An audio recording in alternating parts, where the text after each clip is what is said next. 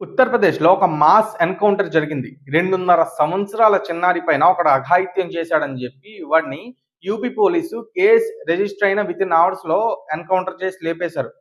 Same ఇలాంటి incident ఏపీలో జరిగింది 3 డేస్ క్రితం. పాయింట్ ఏంటంటే, కడపలో 3 సంవత్సరాల చిన్నారి పైన ఒకడు అఘాయిత్యం చేశాడు.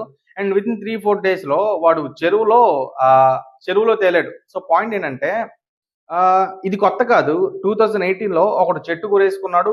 2024లో గవర్నమెంట్ మారిన కొన్ని నెలల తర్వాత ఒకడు పంట పొలాల్లో పడున్నాడు. ఆత్మహత్య చేసుకున్నాడు.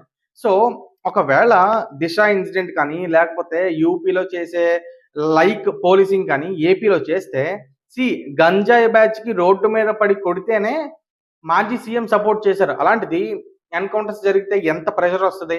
సో, ఒక పని చేసే వ్యక్తికి పని చేయకుండా కొంతమంది అడ్డగించినప్పుడు ప్రకృతి దాని పని అది చేసుకుంటా ఎళ్తది.